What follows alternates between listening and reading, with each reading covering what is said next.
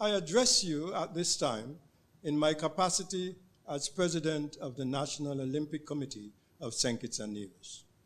June 23rd each year, since 1987, is especially set aside by the 206 National Olympic Committees across all 5 continents and their parent body, the International Olympic Committee, IOC, to formally commemorate the revival of the Olympic Games.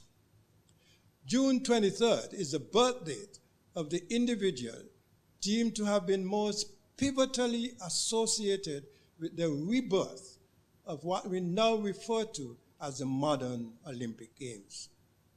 The name of that visionary sports leader is Baron Pierre de Coubertin, hence the relevance and significance of the date.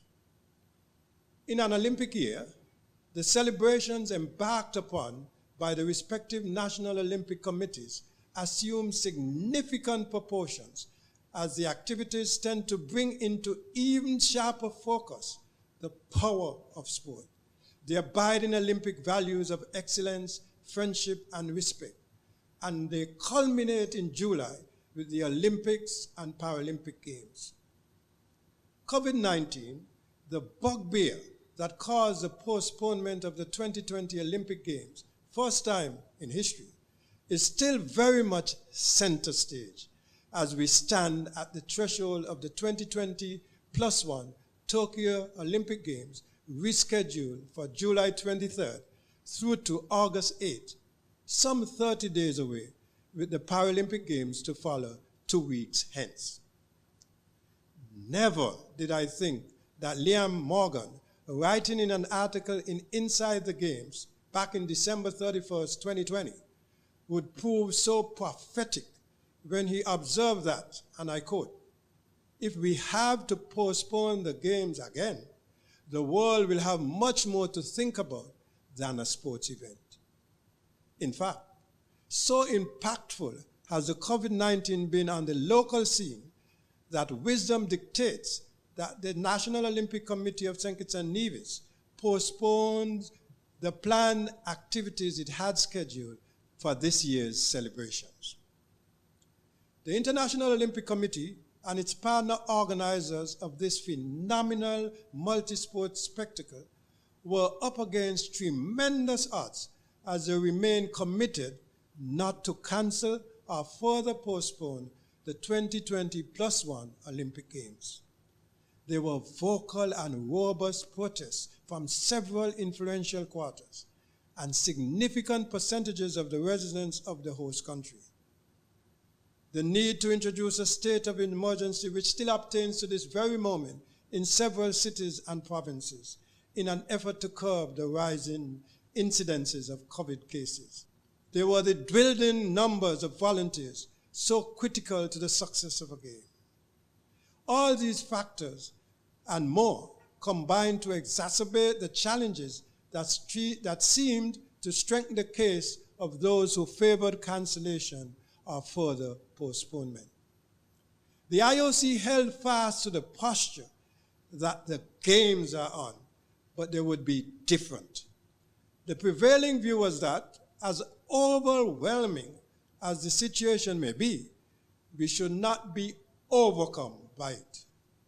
The stubborn commitment and evangelistic optimism of the International Olympic Committee receives sustenance from the extremely cooperative and collaborative Japanese government and authorities, the World Health Organization, the international federations, and more latterly, the G7 summit leaders. In fact, the IOC, in the spirit of the second of its 3-worded theme for its Olympic Day celebrations, Move, Learn, Discover, deliberately and strategically set out to learn from experiences of organizers of some 400+ world and continental games and competitions involving hundreds of thousands of athletes, support teams, volunteers, and spectators. The data acquired from such study and research informed the innovation of the time and one of the principal interventions that make the 2020+1 Olympic Games different, namely the playbook. The playbook details the protocols and modus operandi under which Tokyo 2020+1 Olympic Games will be held. While not perfect, while not extolling any guarantees, the playbook provides a proactive planning and strategic tool to the safe and secure execution of the Games. So what is the IOC position? The IOC position may be summarized thus. The Games are on. The Games will indeed take place with the opening ceremony on July 23rd and the closing ceremony on August 8, 2021. The Games will be different, unique even. Everything possible will be done to facilitate the safety and security of athletes, officials, support teams, delegates, etc. Active support, be that morally, or via advocacy, or financially and organizationally, will be put in place for all National Olympic Committees and accredited athletes who require the vaccine. No foreign fans will be allowed in the stadium. Up to a week ago, we were unsure whether or not local spectators would be permitted. The word coming out of Japan most recently suggests that 50% spectators would be permitted. Athletes and the supporting team would only be permitted to enter or arrive a minimum of 5 days prior to their event, and they must leave within 2 days after the event. To this extent, the word of the International Olympic Committee suggests that as much as 80% of the athletes who will take up residence at the athletes' village will be fully vaccinated. The International Olympic Committee's formal policy remains, however, that no athlete will be mandated to take the vaccine. Vaccination will not be a prerequisite for athletes' participation or accreditation.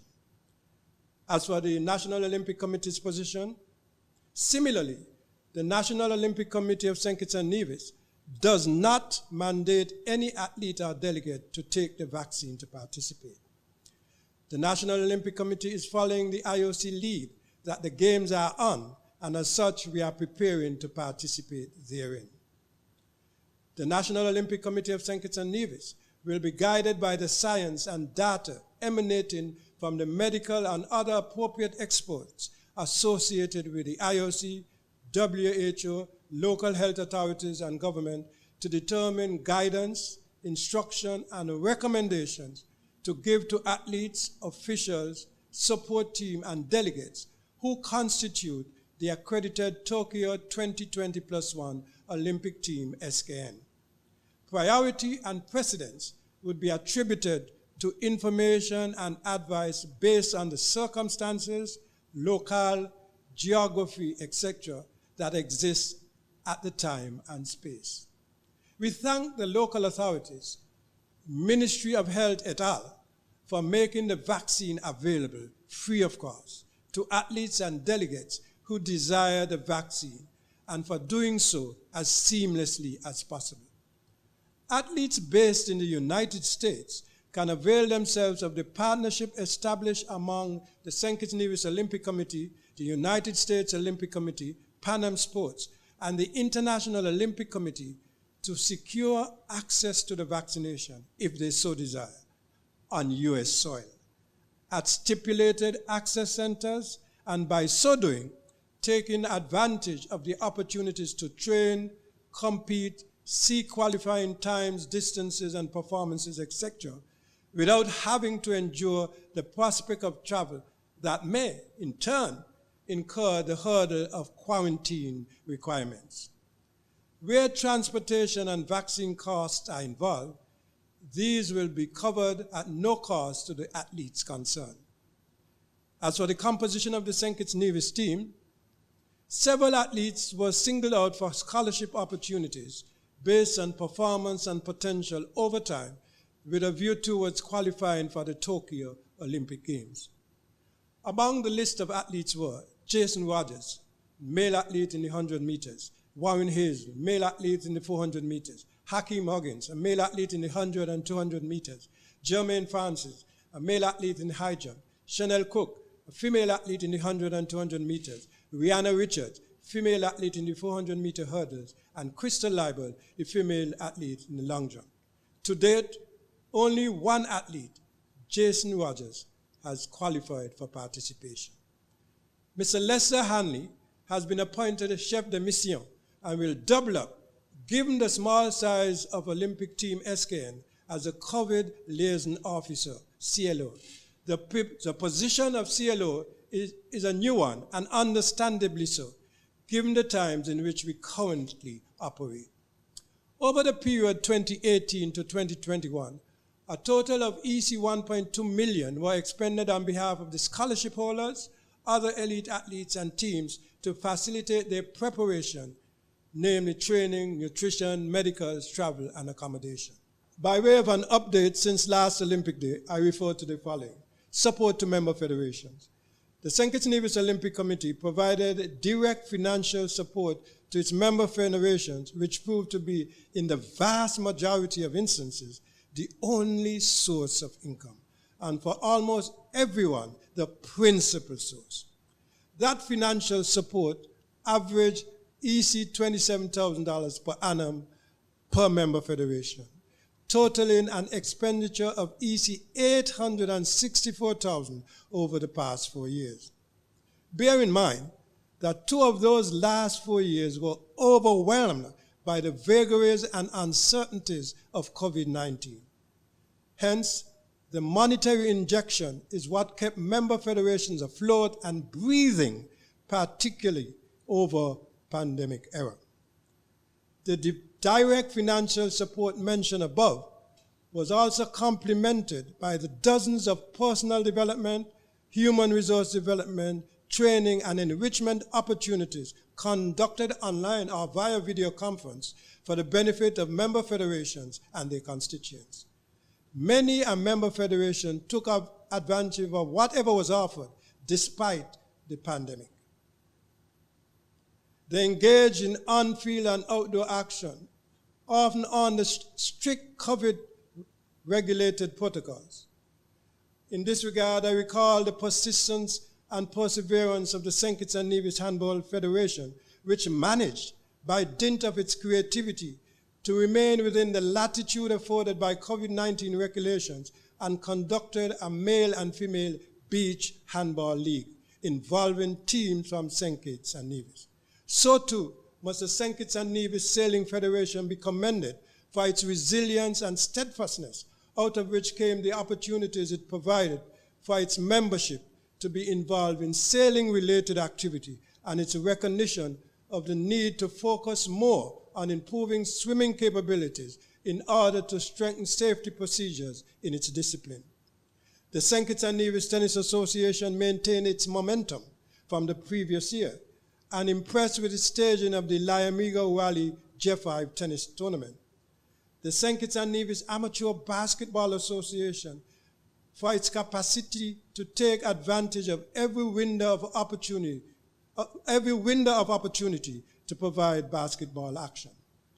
The St. Kitts Nevis Football Association, for remaining relevant and current, despite the mounting obstacles, and for the commendable performances witnessed from the under-23 Sugar Boys and the Sugar Girls outfits. Probably the hardest hit of all member federations as a result of the impact of COVID-19, the SKN Athletics, cannot be faulted for its genuine creativity and penchant for novelty to help it remain current, meaningful, and helpful. On the organizational and administrative levels, I refer to the Women in Sports Commission. This nascent Women in Sports Commission, headed by executive member Mrs. Jennifer Nero, deserves tremendous credit for the networking it does with sister Women in Sport Commissions regionally, continentally, and internationally. As a consequence, opportunities for personal and collective development of our women folk in general and identified future and current leaders in particular are taken advantage of. A definite highlight of this year's National Olympic Committee's activities was the recognition and reward series of ceremonies organized by the Women in Sport Commission to celebrate local, Outstanding Women in Sports as part of the acknowledgement of the 2021 International Women's Day on March 9. The event stood out for its innovation, passion, and impact, no doubt enhanced as a result of its mobility in format, its inclusiveness, and its embracing of technology. With respect to the renovation and expansion of the Olympic House project, last year, around this time, we are looking at a project budgeted to cost approximately 1.2 million to 1.5 million EC dollars and scheduled to be completed by December 2020 to early January 21. A combination of factors, including construction stoppages and delays on account of the need to be compliant with COVID-19 protocols, an extensive review of the original architectural drawings and amendments to same, necessitated an increase of the budget and an adjustment of the completion date. Consequently, the National Olympic Committee of St. Kitts and Nevis General Assembly has since approved a request to increase the budget to EC 2 million and ratified the recommended changes. However, as the additional funds are not readily available, the project will progress in phases. Phase 1 is expected to be done using the original 1.5 EC million dollars.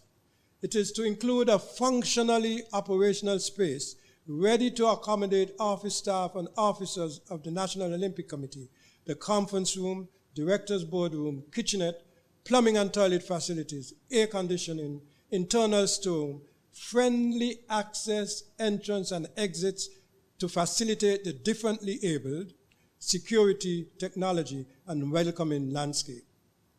This will allow the National Olympic Committee to resume operations from the original space at Taylor's Range and move out of the rented space at Island Auto Supplies Building, second level, Boardwalk. I would like to use this opportunity to express the profoundest thanks and appreciation of the National Olympic Committee executive and membership to Mr. Seymour Williams, proprietor of the building we temporarily occupy, for being such an understanding and accommodating landlord. I get the feeling that Mr. Seymour Williams viewed this support to the National Olympic Committee as yet another instance of his willing, consistent, and genuine contribution to the development of youth and sport. The relocation to the original Olympic House venue at Taylor's Range is scheduled for end of July 2021. The additional phases of the project are to include the completion of the museum. The requisite structure and electricals are already in place, the installation of an elevator, and the determination of the use to which the upper level will be put.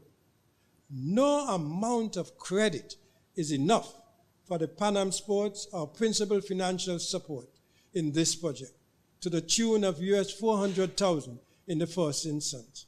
Critical financial support to cover a variety of associated costs also came from Olympic solidarity of the International Olympic Committee coffers. Of mention as well is the St. Kitts and Nevis Netball Association, which would replace the St. Kitts Netball Association as member and representative of the netball at the National Olympic Committee. Vice President Dennis Knight, who took leadership on this matter, and his supporting team from the executive of the National Olympic Committee and the respective netball stakeholders in St. Kitts and Nevis are deserving of every credit for the eventual restoration of a mutually acceptable constitutional structure that permits the unified St. Kitts and Nevis Netball Association to become the only recognized body for netball in St. Kitts and Nevis from the standpoint of the Olympic and Commonwealth Games family. In conclusion, that notion of St. Kitts and Nevis unity reminds one of the power of sport. That inherent and sometimes mysterious power of sport is what we and the Tokyo Olympic Games organizers are optimistically hoping that the hosting of a safe and secure games would somehow manage to gift the world, and in so doing, generate the sense of worth, the sense of the values of excellence, friendship, and respect that we lack so much. in a very real sense. That truly is what the celebration of successive Olympic days seek to capture. My sense of optimism, which may have escaped me when I began this message, has resurfaced with enough energy and confidence for me to salute you with the parting words, Happy Olympic Day.